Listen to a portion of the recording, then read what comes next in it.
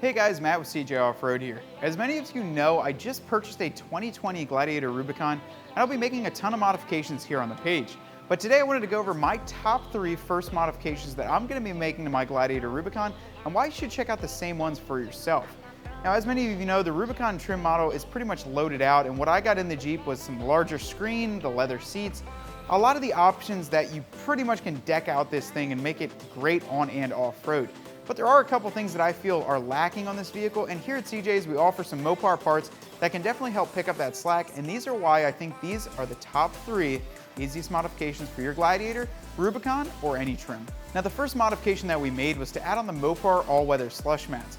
We didn't have these on the Jeep when it came from factory, and some actually do, but however, mine did not. So I love adding these on because they are a great way to add protection for the floor and give yourself the added reliability of being able to hose out the inside of your Jeep. They give you a nice little accent piece that has a topographic map and some little Easter eggs hidden on as well. These are a great add, and they take less than 5 minutes to do all 4 corners to ensure your protection. The next mod that I made on this Jeep was to add the Mopar door sill guards. Now, these are going to add a layer of protection to the door sill to make sure when you're getting in and out, you're not nicking and scratching up the inside of your door well, and to give you a little bit more bling that says Gladiator on the inside there to let people know that they're hopping into a Jeep Gladiator. I love the way they look, and they include all the necessary pieces to go on. Now, they do include the alcohol as well as the 3M on the back to make sure that you get a nice firm fit and that they'll last for a very long time. Now, my number 3 modification is going to be a Mopar touchscreen screen protector.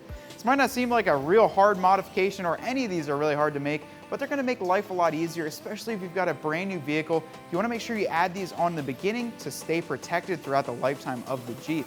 Now, the screen protector includes 2 screen protectors, the alcohol swab, and a Mopar microfiber cloth, so that way you can easily clean it up and get it all installed. We put it on here in less than 2 minutes. I had a little slight hiccup with the first one, but still made it work. And if I mess that one up, it comes with a second one, so down the road, if you get it all scratched up, you can go ahead and add that on as well.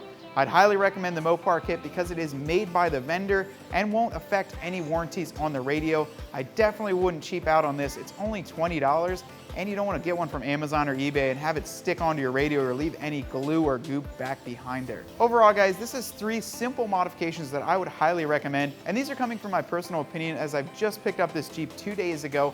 I wanted to add some extra levels of security and comfortability inside it before I daily drive this thing and turn it into an overland machine.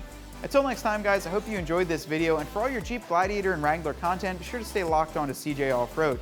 I'll see you guys out on the trail.